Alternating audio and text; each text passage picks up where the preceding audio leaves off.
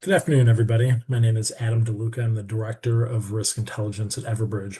And I wanted to jump on really quickly to discuss the incident that occurred down in Fort Stewart, Georgia yesterday. Cornelius Radford, he's a soldier that's stationed at Fort Stewart, brought a handgun from his home, walked into his place of employment, and attacked and shot five of his coworkers. Now, all five coworkers are expected to make a full recovery, thankfully, and Radford was taken into custody without additional incident. Motives unknown. He had no disciplinary issues in his file. He had never been deployed to an active combat zone.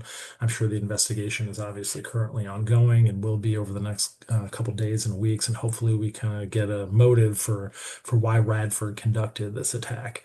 This is not a cascading risk event, but it is another instance of domestic violent extremism, which is something that we've talked about multiple times, where an individual driven by a certain ideology can conduct one of these attacks with very little planning and very little funding and have a huge impact on an organization and their assets.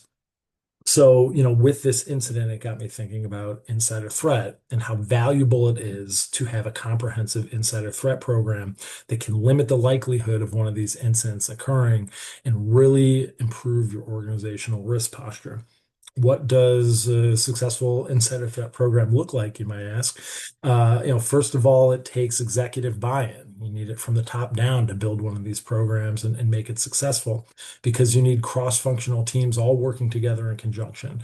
You need HR, you need legal, you need your physical security teams, you need your frontline managers, all to message this and all be looking at the different stages of your program to ensure that you can maybe detect one of these incidents before they occur.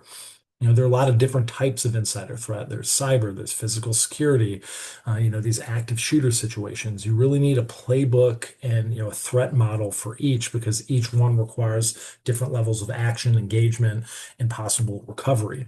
Detection and monitoring is very important, not just behavioral anomalies in your employees, but also in your physical and cyber spaces. Unfortunately, a lot of times these insider threats come to fruition and assets are affected. How do you respond? What's your incident response look like? What's your relationship with local law enforcement to improve their response times?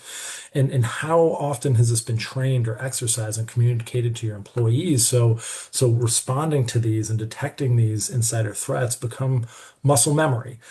Each stage of that is important to have a comprehensive insider threat program, which again will limit your risk exposure.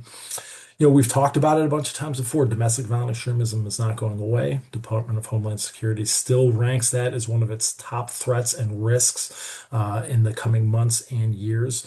But if you establish a quality insider threat program, you're in a much better spot to not only respond to one of these incidents, but prevent them from happening and keeping your employees safe. So, us here at Everbridge will continue to monitor the situation, provide updates as needed. And as always, if you need anything, please reach out to us. Have a great rest of the day.